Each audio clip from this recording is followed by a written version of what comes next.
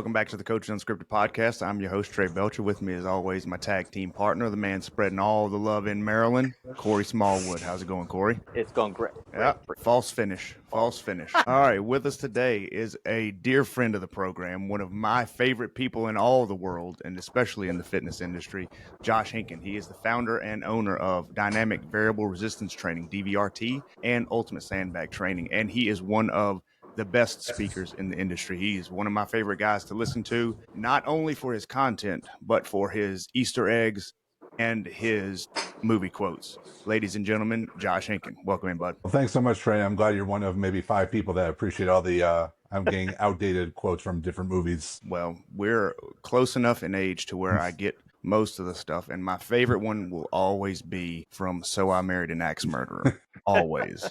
And many people don't get that one. I'm glad I at least get someone who appreciates it. Yeah, well, the more esoteric, the better here. So you're in good company. So, Josh, I wanted to start off. You have done so much in the industry with DVRT and with Ultimate Sandbags. I know I've got a whole wall of sandbags about 100 feet from me at my gym. Corey's got it. We were just talking about the old bags versus the new bags before we came on air. And I want to touch on your mindset. You have a well-documented history of back issues, and DVRT and Ultimate Sandbag was your way of figuring out how to train yourself around and through your issues. And I want to go back to what your mindset was when you created those things. Well, I think the mindset wasn't actually with one of like, I'm looking to create something. It was, always challenging what we were doing if it was the best thing to be doing. So I think a big inspiration at the time was that I had my eyes pretty opened up because this is about 2002 with kettlebells. Kettlebells had just come back into the industry. And in 2003, I went to my first kettlebell certification. And there was a lot of discussion about training movement, and the manner in which they did so was really different from things that I had done in the past, which I had a background both in strength conditioning at a university level and also just in general fitness. But what they were doing and what they were talking about movement at the time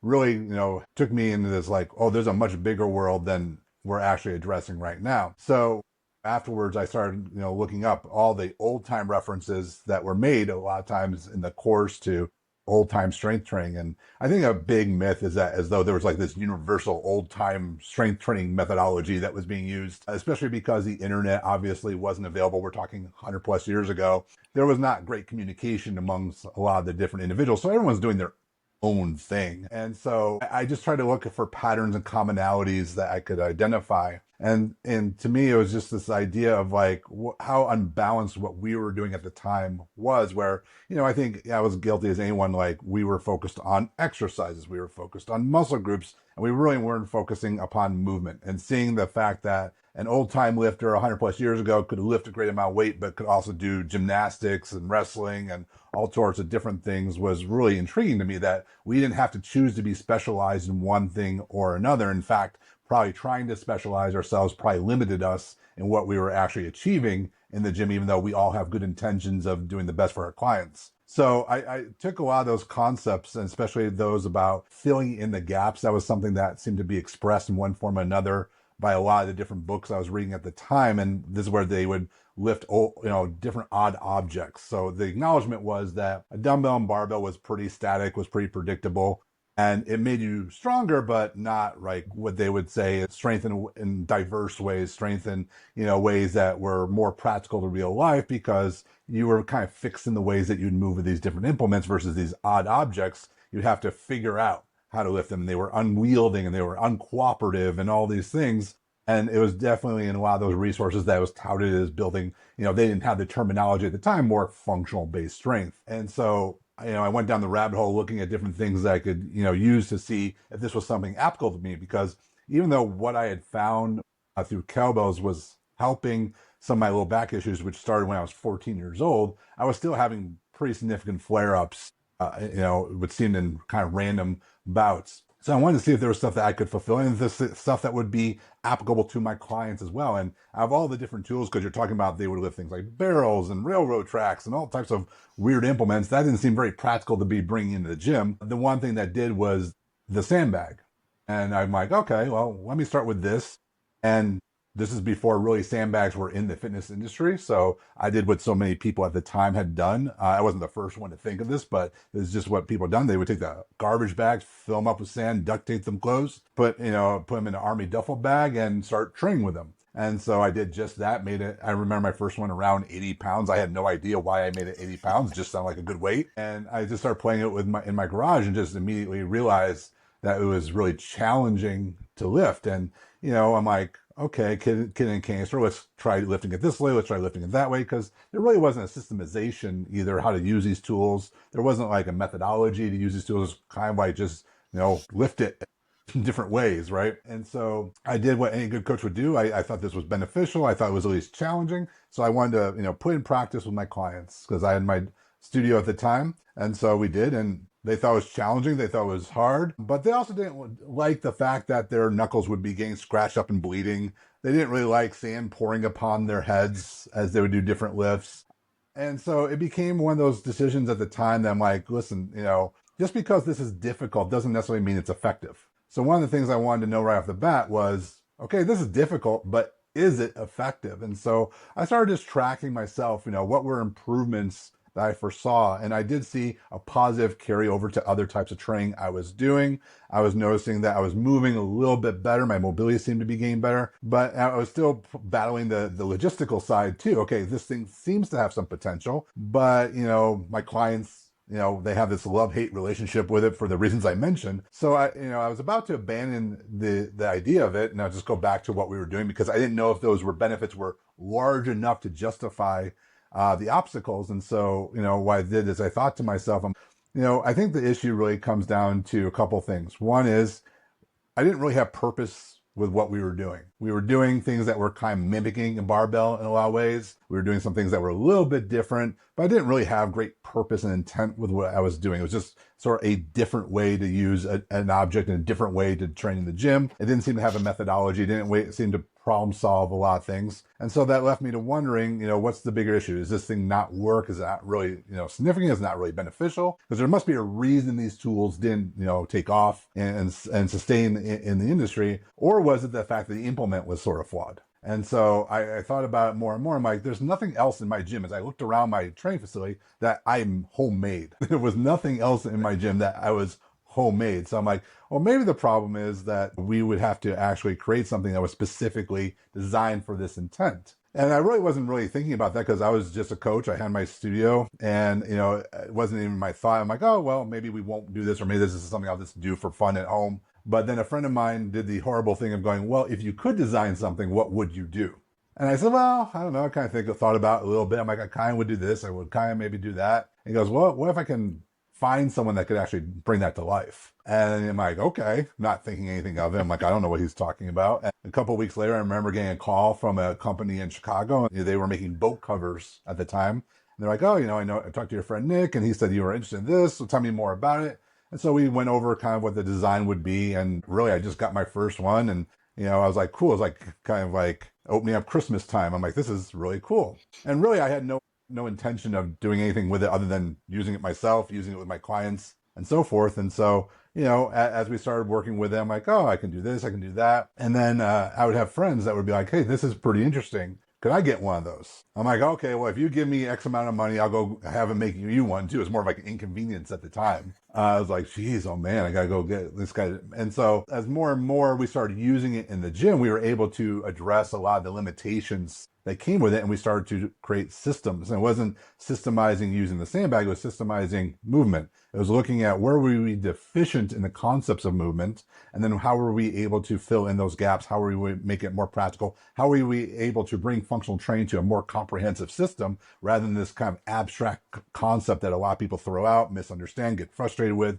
and so forth. And that was really sort of what spawned it. And then, I'm like, this might be something that people actually want. And so I actually was writing articles before I even did this online. So I was writing articles back in 2001 online. And so I started putting this information out there and people were really intrigued by the concepts. And so that's what's inspired me. I'm like, this is something we got to push harder and harder. And, I did both my training facility and DVRT for a good 10 years before I just moved solely to doing DVRT. So I never really knew or even necessarily thought about whether this was going to become like a big thing or a real thing. It was just something I felt passionate about and I thought could benefit the industry. And so that's why I kept pursuing it. And it did end up, becoming something that I could sustain as an individual business. So that's the really short, long answer to that. Well, Perfect. Josh, especially to some of the viewers that may have not seen you or heard your story, talk to them about. I mean, you were a collegiate basketball player. You were a competitive strongman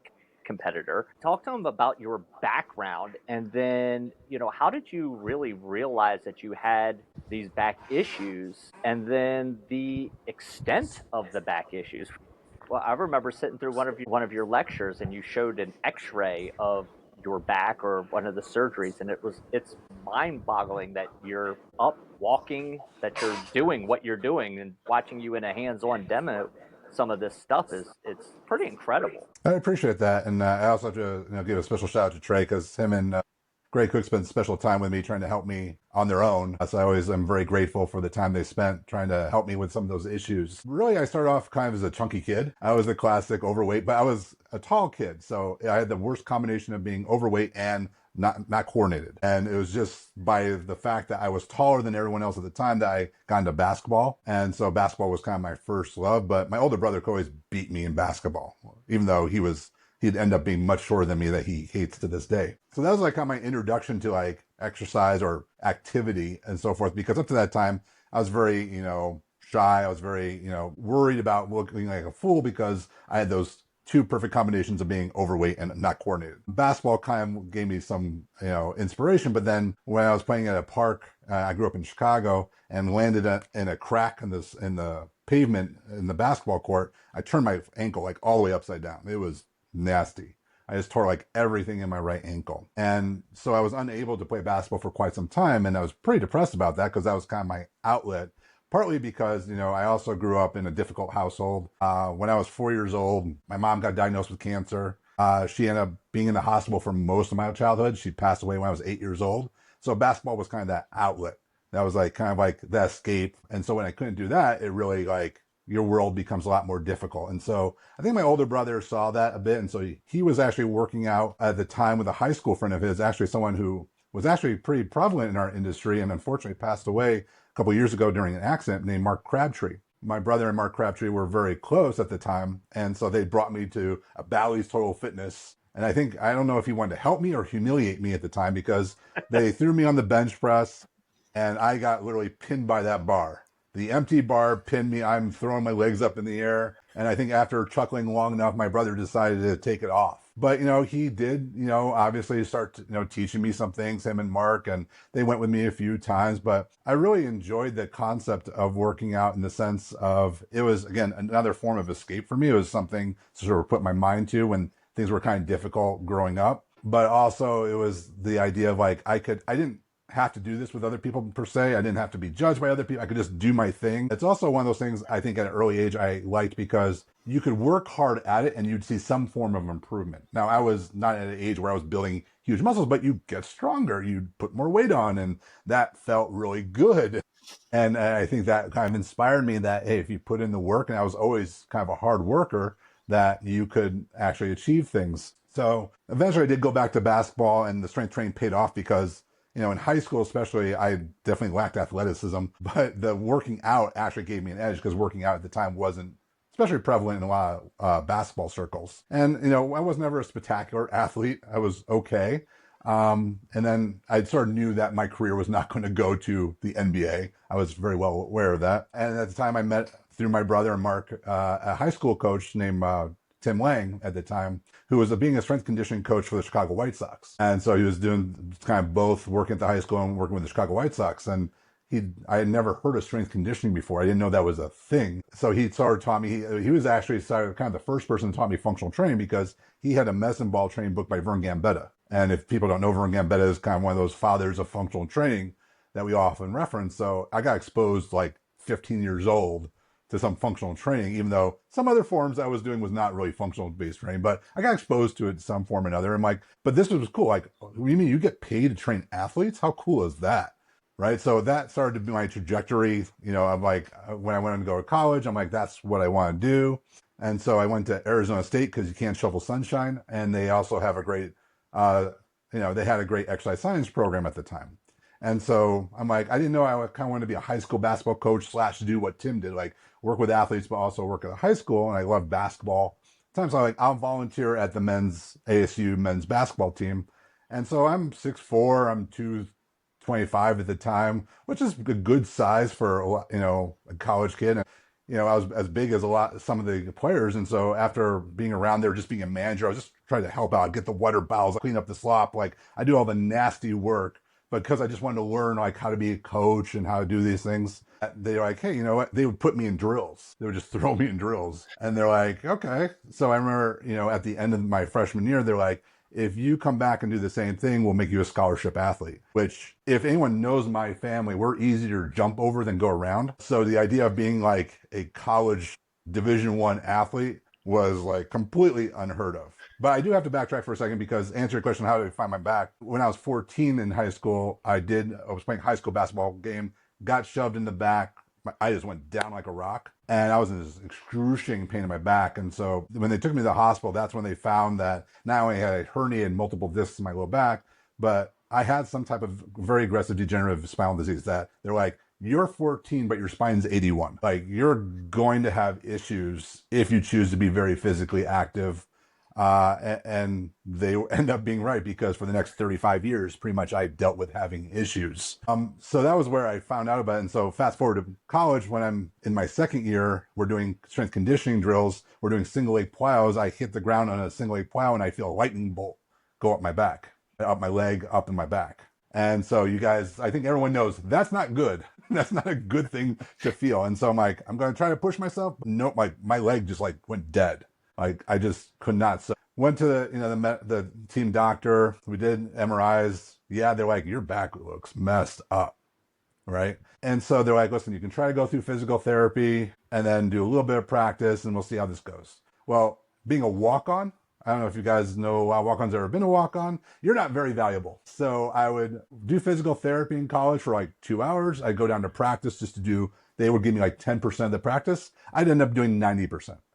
Because the coach is like, well, if you're not having any use for us, we're just going to get rid of you kind of concept. So, it was a very stressful time for me because I was in a lot of pain. I was on narcotics at the time. It was before the opiate epidemic really hit. And so it was like, I was given medication going like, hey, take these when you hurt. Well, I hurt all the time, right? I was in pretty much bad pain. I do physical therapy for 2 hours. I go to practice for most of the time. Then my physical therapist would yell at me. If I try to back down, then the coach would yell at me. And this is all while also going to college, right? And so that was, kind of like the overwhelming part. And eventually, I think between the stress of that and actually just physically, I broke down. So one day we're trying to do sprints, and it was really unfair because I always played against the big men, but I had a condition with the guards, which stunk. Right? I'm like, this is not fair. I got to run with the fast guys, but play against the big guys. Not fair. But then one day we're doing, those suicides, and my leg just gave out completely. I'm like writhing on the ground in horrible pain, and go see the team doctor again. He's like, listen, we can't, from a liability perspective, allow you to keep playing. So you can go back to being a manager, or we understand. And so it was at that point, like I think I was just so emotionally spent that I'm like, I just need a break from all this. But the terrible part was I was still in bad pain. So I just lost something very valuable to me in being on the basketball team. I've gone through this very stressful time, and I'm in this incredible pain, and I'm trying to navigate college. It was a lot. I think that was a lot. But fortunately, I was really also, that's when I got more on the fitness and strength conditioning side. That's why I'm like, that's why I want to start learning. Like, I've been to physical therapy. I went to physical therapy for quite some time, and I wasn't getting better. I need to figure this out on my own. Plus, I also knew I was probably going to go into a field. I was leaning towards that strength and conditioning side more after that experience. But, I quickly learned strength conditioning wasn't for me either after, being an intern. And like, I remember it just being around the environment wasn't for me. Like, trying to convince college kids to work out, babysitting a lot of the issues, the politics of it all. I think the straw that camel's back was, I was responsible when football came in at 6 a.m. A lot of them, this is Arizona State, were still hungover. And so we give them metrics, condensed milk mixtures to, keep their strength up and bulk up while they're working out. And I remember one guy just turns green as I give it to him. And I'm like, I'm out of here. And I remember hitting like the exit and the strength and conditioning coach going, "Where's Henkin?" And then hearing a vomit sounding. I'm like, I don't think I'm cut out for this either. So I made the wise move to go into fitness, and that put me on that path. But it took me so long it led me down so many good paths to try so many different things to help myself and ultimately help my clients. And I think now at almost 50, I have such a better perspective because of those experiences. Even the ones that I think maybe didn't pan out like I hoped were valuable experiences because they taught me something different that I had to go investigate, think about, try, and see like, who could this be right for and who may this not be right for. And so it started giving me ability to be more of a critical thinker and to be able to filter information, which I think today is a lot more difficult than I ever realized at the time. And I'm thankful for the exposure to all those different programs. And now being in the industry for about 30 years now, I kind of laugh because I see things, programs cycle through under different names. And people are like, "Oh, this is amazing. This is so new." And I'm like, "No, this was this back in 2002 and whatever, this in 2005. But okay, you think it's new. Okay, cool." I think those experiences were valuable. So I think a lot of times we focus on just trying to find, and I did forever, what works. And to me, it was equally valuable just to be exposed to so many different things and going down the rabbit hole of exploring and researching them to see, in the context and really get an idea of really understanding human movement so much better. Well, when you talk about those things, you said something a few minutes ago when you were going through your experience creating DVRT about finding where the gaps were. And one thing I want to know is, with all those experiences that you've had, you have the gaps that you're looking for. And then also your wife, Jess, is a physical therapist, and you guys work so well together. Where did you look in those movement gaps? What role did Jess play and still play in helping to navigate and continue searching for those things? And how have the search and Jess as your teammate, how do those things continue to help you navigate finding the gaps in the industry? Sure. I mean, I think I was just, because I went to my first continuing education program, which kind of sounds funny because I wasn't even in the industry yet, when I was 16. I went to like an ACSM program because the coach, Tim Lang, he's like, "If you want to do this, you might as well start learning now about things." And I was really motivated. He saw I was really motivated. And I think 99% of it was probably over my head. But I was exposed to things and that just fueled a hunger for me to learn more. And then at that time in the late 90s, you guys will probably laugh at this because you'll relate. There was a popular magazine before the internet was really the stranglehold. So I'm just dating myself a bit here. Muscle Media 2000 was started to become a very dominant magazine in fitness. But it was interesting because they were the first ones that were bringing on strength conditioning coaches to give training information rather than bodybuilders. So again, it was like all these unique strength conditioning ideas being applied in a fitness environment. So I'm like, who are these guys? And so I actually started, interning and going to their seminars and learning as much as I can. And if they talked about a book, I went to read that book. If they talked about a study, I went to go find that study. And so that really, I just wanted to know. I wanted to know what was going to be best. And so I think it was just looking literally everywhere. And even at the time where things went over my head, it was the fact that I knew that was out there and that was something that I needed to know more about, rather than just, putting off and go, "Oh, that's stupid, that's silly," which is, I think, what a lot of people do now when they don't feel comfortable with a subject matter. They just sort of push it off to the side and make a judgment about it. I was like, no, I got to figure out why I don't understand that. I got to figure out where that fits into everything.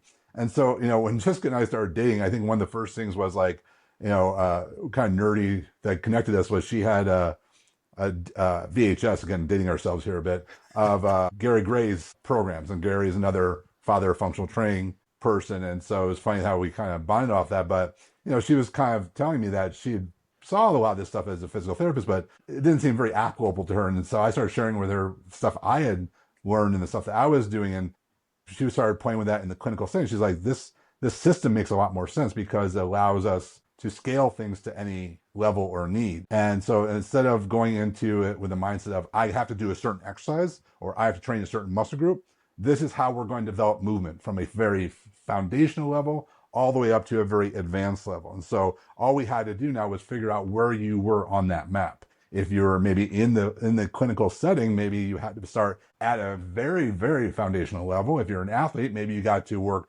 somewhere in middle to the higher end. But we were able to figure that out based upon what we were looking for, not thinking in terms of what exercise do I have to give you, what muscle group do we have to do, but what you need to accomplish the goal that you're trying to reach for.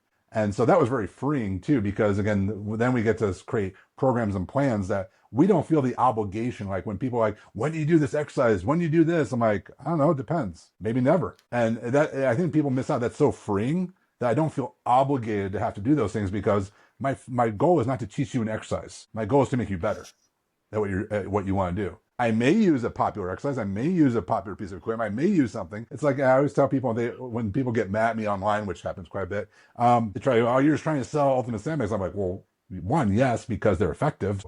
It'd be kind of worse if I wasn't trying to sell them to you because I thought they were effective. But secondly, like, I'm not trying to use ultimate sandbag for anything. There's times I don't use it. So even with our own equipment, it wasn't like I'm trying to fit a square peg in a round hole. It was like, I want to find that perfect piece. And so that means I have to know about a lot of different things to be able to figure out what that is. If I'm limited in what I know about, I may be trying to squeeze that triangle right in that round hole really hard. And I may have good intentions with it, but it's never going to get either one of us to where we want to be. Yeah. And Josh, it's funny because our text back and forth, I think would be, really funny to post because, DVRT is a system.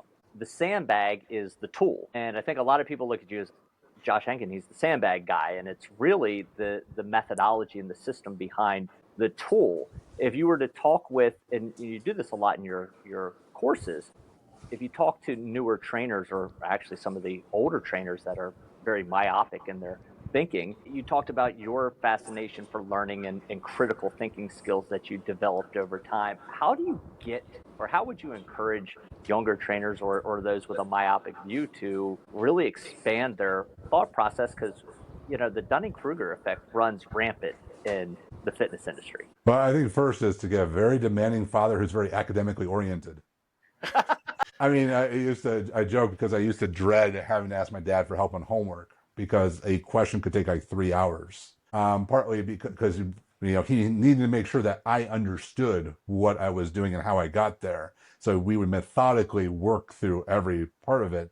My dad's an academic, so like that's how he thinks. So I think I got a passion for learning, but I didn't like the things that I was learning in school. So it took me to this to I think have that come about. I think it's just this desire, like I always want to be better. And so even when I was playing sports, I practice more. I do the things that people wouldn't do. Like when I did walk onto the Arizona State men's basketball team, when I went back home and saw my friends or even people I knew at college, like everyone's sort of laughing and they're like, maybe I should try out too. Because I wasn't a phenomenal athlete. There was nothing special about me, but I knew they would never do the things I did in order to accomplish that goal. I would wake up early and go run sprints. I would go up, I would go to bed early and not stay out all night partying. Like there were just things that I was just willing to do because this goal was so important to me. And so I think you have to first determine, what are you trying to go after? Are you trying to be a great coach? Because I think nowadays, I don't know, and I don't mean this to be the grumpy old guy, get off my lawn. I don't know if people get in this industry to be great coaches anymore.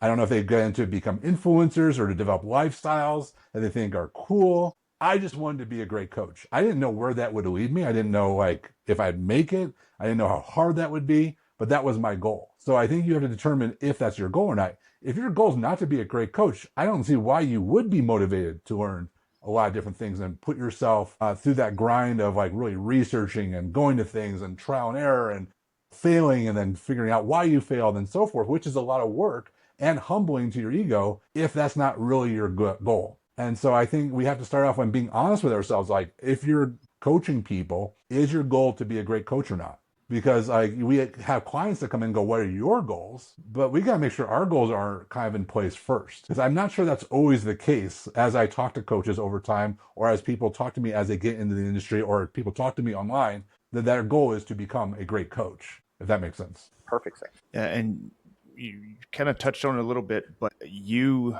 engage with people on the intranet a lot. To Jessica's dismay, yes. But when you do, it's always with the goal to educate, and you engage people to say, hey, where where are you finding your research? Here's the research that I have, and you give it to them. And if you want to engage in a thoughtful conversation, I'm all for it.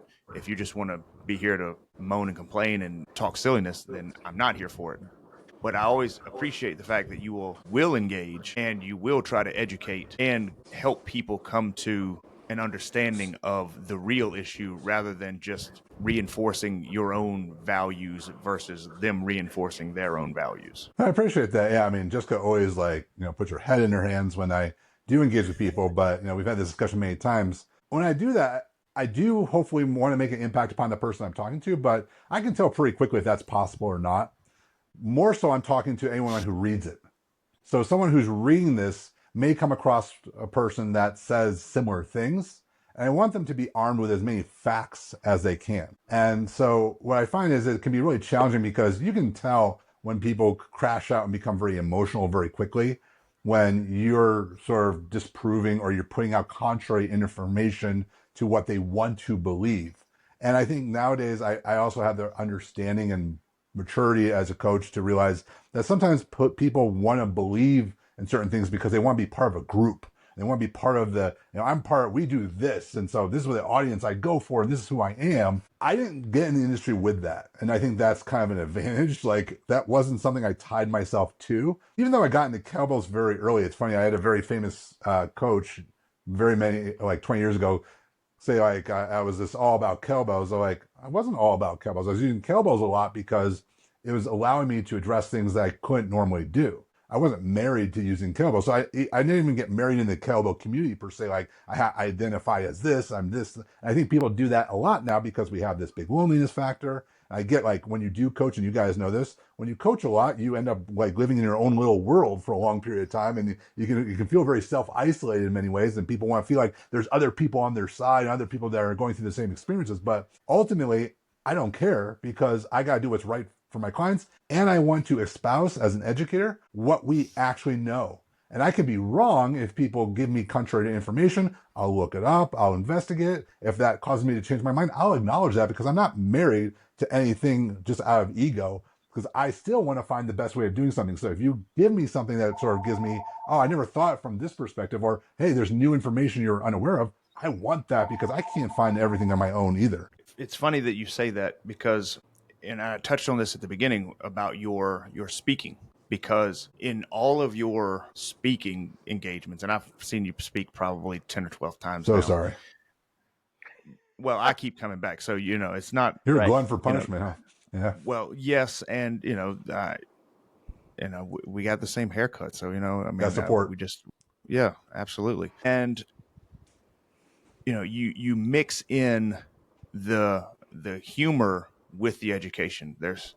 I've seen so many studies that you put on, and then we touched on, you throw in the silly movie references. And I think that helps you be so relatable. And that was one thing, even before we got to know each other, that I felt when I heard you speak was this is just a regular guy. Not to say you're just a regular guy. I am just a regular guy. No, you're far more than that. But for me, just as a guy who was in the audience who didn't have any awareness of anything, it made you much more relatable.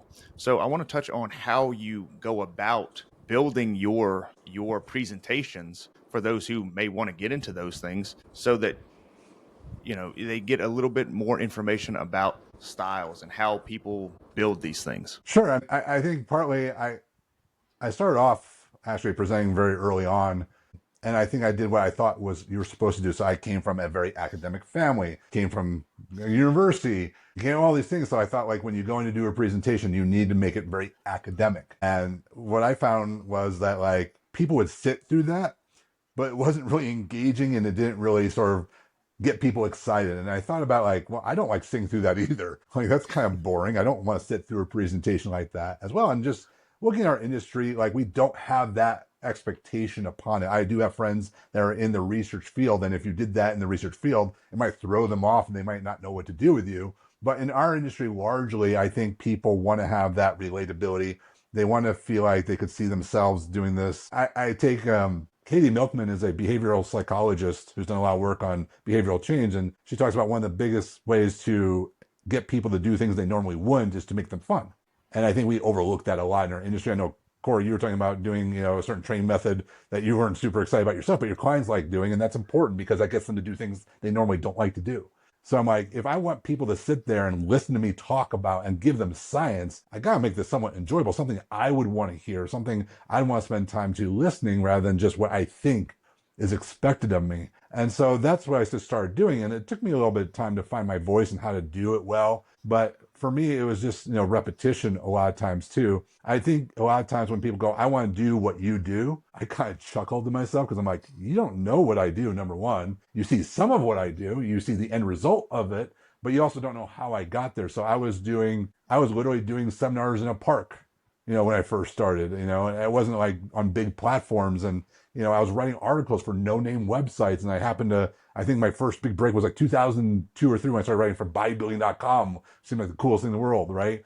I was answering questions on, this is going to date me, chat rooms, right? Like, I think people don't know that. And it's interesting because when people then go, I want to do what you do, and I sort of start to explain them how I went about it, you see this like sadness come over their face. You mean you mean this is work? And I think so many people now, because of the internet and social media, believe this is going to be easy. I mean, this blew my mind. I tell you guys, I saw this commercial, and it was literally a commercial of a company who's like, do you want to be a presenter? Well, we're here to help you figure out a topic that you can talk about and present about, and become a name and blah, blah, blah. I'm like, that's so weird to me, because my goal was not to become this big time speaker. My goal was, I thought I had something to offer people, and I thought I had a solution to a problem. A couple of years ago, I was teaching in Korea, and one of the students came up and said, how do I become an international presenter like you? I'm like, well, what do you want to help people with? And he just looked dumbfounded by that question. Like, he had the goal, but he didn't have like what I offer people. So every time I do anything, I go in with a mindset of, what am I offering you? How am I helping you? I know that sounds like very new agey or whatever, but I also have a teaching background. So I almost went to just teaching. And to me, I just want people to learn. I want them to gain the information so that they can make the best choices possible. And in our case, make their quality of life so much better. Because if you don't have the right information, you can put tons of effort into something and not get the reward and feel like you failed just because you just didn't know better. And I think that happens to a lot of people in our industry. So for me, it's all about going, I am, like when you say I'm just an everyday guy, I am. I try to be that, because I'm like, all I'm doing is giving you my perspective based upon what I know from the experiences I've had and how I think they can help people. If we were talking in a bar, it'd be no different than when I'm presenting on stage, but maybe I smell a little nicer. I don't know. But like, it's really no different. It's the same conversation we're having. To me, when I present, I'm having a conversation. It just may be with a whole bunch of people. But I also know what their problems are. I think hard. What are the problems that these people are facing? And as a coach, I know what those are, so I can specifically address them. And sometimes people don't know what the questions they should have are, and I can pose those questions because I've already thought about them. So I can help them walk them through the process. And ultimately, I know I can't give people all the answers. I just want to inspire them to find more answers. And that's the hope I have. And I know it's so hard because so many people want to claim nowadays that they have the answer. And if you just listen to me, everything will be okay. But I wouldn't feel authentic if I did that. And I never have promoted that to anyone. And I love, Josh, that you are constantly looking down the road as well, that you're forward thinking. So, in the days when, fitness professionals were arguing over whether hard style kettlebell or soft style kettlebell was the best, you're like, is that even the right methodology? Look at the Sandbag. And now you're incorporating, and I wanted to dive into how you kind of came into this, movements from Tai Chi and Wushu into some of the, whether it's rehab, prehab, longevity training. Sure. I mean, kind of the funny story is that when I was a really little kid, I told you I was not athletic.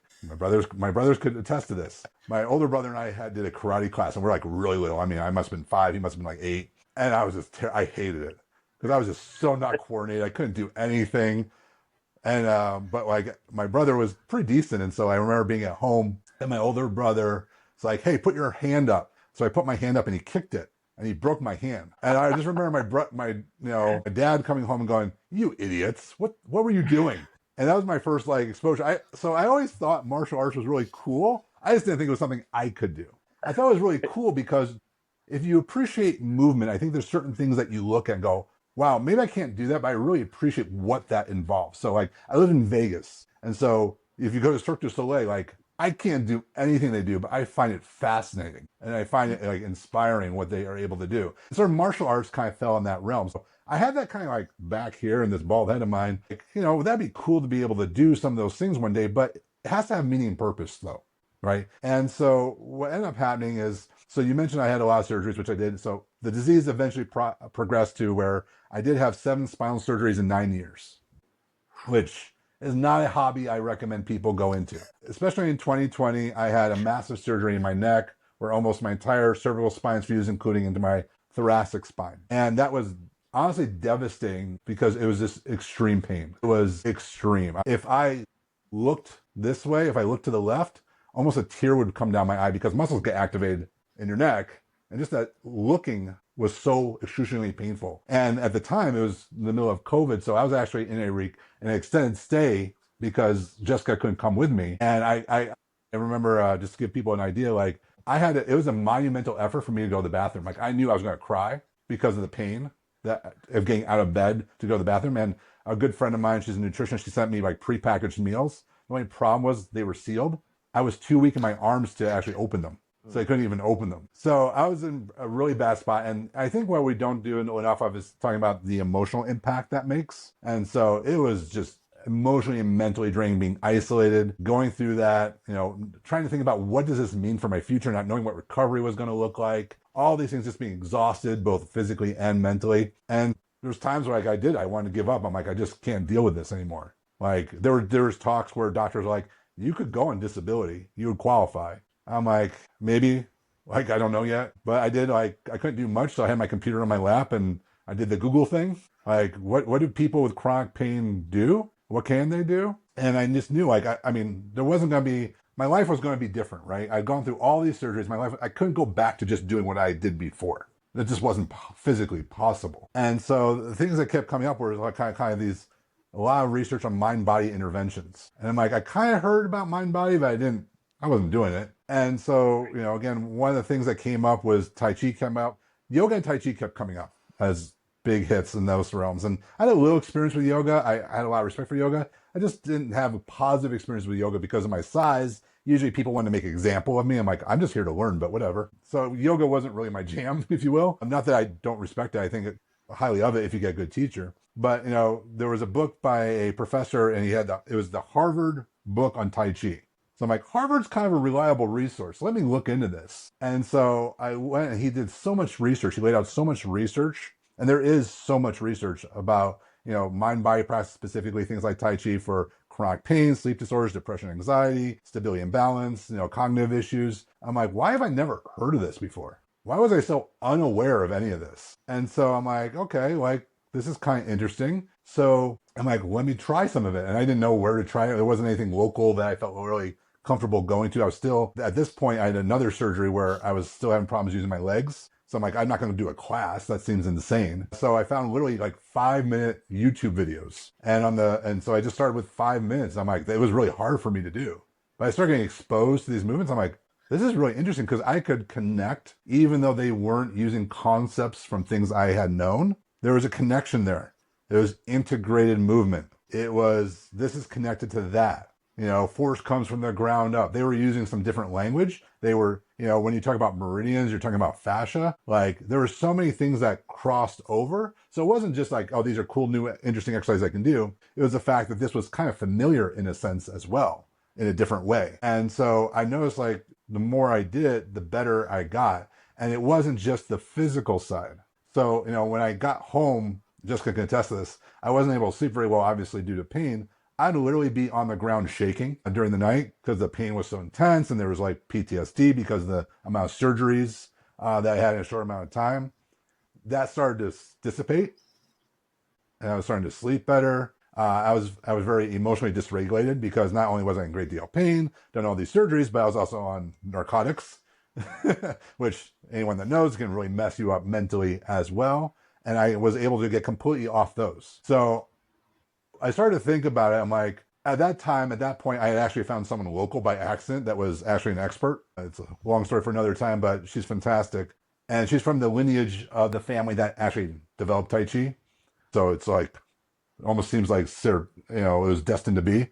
In the way that I started working with her, I'm like, people are not going to come to the gym and do this unless they want to learn Tai Chi, which is probably not going to happen for the most part, because we live in a society that's like, I just want to lose weight and I want to do my workout and I want to get out of here. So with everything I had to learn, I'm like, how do we take all this stuff that I now believe is not optional but essential, because now we have depression, anxiety rates that are through the roof. In fact, I think a big part of our obesity epidemic has to do with more mental than physical issues that we don't teach people how to deal with, that we go down a whole road with that. And so many of the things that people are told to do, like the 20 million list of things that you have to do to be healthy nowadays, could be encompassed a lot in these different types of practices. So they'd be more accessible, they'd be more manageable. There are things that people could actually do and be consistent with. I'm like, but we can't teach them authentic versions of these arts, because in order to do them well, you have to want to do the arts. So I started playing with, how do we use the concepts that are in these different systems, both yoga and Tai Chi and other martial arts, and bring them into something that could be feasible in a fitness and performance environment. So there's some things that resemble movements from these different systems, and there's things that look totally different, but it's taking the concepts and principles and then creating kind of a system. And to be honest, this has been a more difficult system for me to create, because we're not following the path of typically like squat, hinge, push, pull type things. This has almost its own language, which is, I think, what's both intriguing and challenging for a lot of people to think in basically a new way. But to me, I think more than ever, because someone told me there was a commercial gym chain that before COVID, the number one class was HIIT. Like metabolic class was. After, their biggest classes have been meditation, mindfulness, stress reduction. And we don't offer that to people. It's a byproduct of what we do, but people don't teach people how to do that. And then I went to, really quickly, because I know, we're short on time here, but I went to the Harvard Medical School Symposium a couple years on whole person health, which is like all these different researchers from all these different areas. You're talking about cancer, heart disease, dementia, balance, falls, memory, you name it, all present research on this platform. And these mind-body practices were shown to be just incredibly effective. And I'm like, I don't think the fitness industry knows this. I don't think anyone, like, there's people doing yoga, there's even people doing Tai Chi, but I don't think people are giving people the why and how to actually do this better. Because it's not just doing the movements that's important. There's so much attention to what you're doing and the attention of your mindset when you're doing it, that I think people miss the boat on a lot of it when they're marking even Pilates and so forth. And to see the research, I'm like, that was kind of like the big light bulb. I'm like, I have now this information that I feel if I don't start sharing it with my industry, even if it's going to be pulling teeth, which I was very confident it was going to be pulling teeth, because no one likes to slow down and ease up and things like that in our industry, that I was irresponsible as a coach, because I knew what was helping people. I knew what the research and evidence was showing in so many different things that clients come to us all the time about, that if I didn't try to give coaches this information, that I would feel like I was responsible to the problems that so many people actually deal with. Josh, you talk about the language and all the information that you've got. So what are you guys working on now? What's coming up with DVRT? What's coming up with Ultimate Sandbag training? What are you and Jess working on? Sure. Just as working about coming back into town, but I'm working on, actually today, we're going to be doing our first week of our fascial fitness class. So we started doing a lot of online classes, because I realized that travel and time for people was really difficult, but a lot of people want education. A lot of people want this information. So we started doing a lot more online programs. That's why we started doing a lot of free webinars also with Perform Better. And October 7th, we're doing a free webinar with Perform Better on why fitness has been failing fat loss. And I think people are going to be shocked by some of the information that we give people, because I think we don't really have a good understanding in our industry of how fat loss works, what we should be focusing upon, what the research has been pointing us to. We've just been kind of stuck in our old mentality of like calories in, calories out, exercise more. And to learn that that doesn't work by the research, I think would shock people. But the question then is, what do you do? And to understand what the real problems are, why do your clients not follow their program? Why are they unable to do the nutritional changes? I think is going to really open people's eyes up so that we can help people, because 70% of people overweight try to lose weight.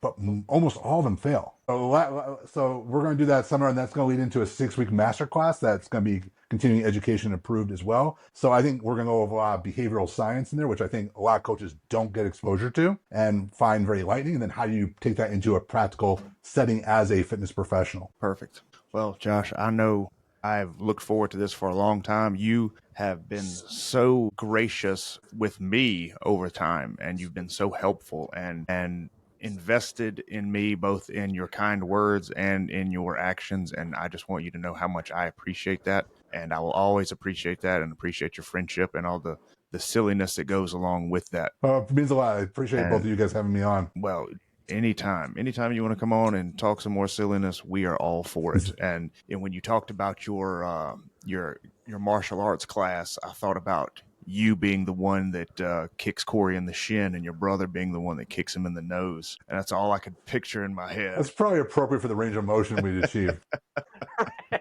Well, Josh, we're going to let you go. I know you got to get going, but we thank you for joining us on the Coaches Unscripted podcast. We hope today's stories have inspired and empowered you. Please connect with us on Instagram at Coaches Unscripted Podcast. Give us a like, subscribe, comment, share to continue the conversation and stay updated for future episodes. Follow Josh on Instagram at Josh Henkin, DVRT, and at Ultimate Sandbag. Josh, we thank you so much for joining us. My pleasure, guys. Thank you so much for having me. Appreciate it. Absolutely, dude. For Josh Henkin, Corey Smallwood, I'm Trey Belcher. Keep coaching from the heart, building strong communities.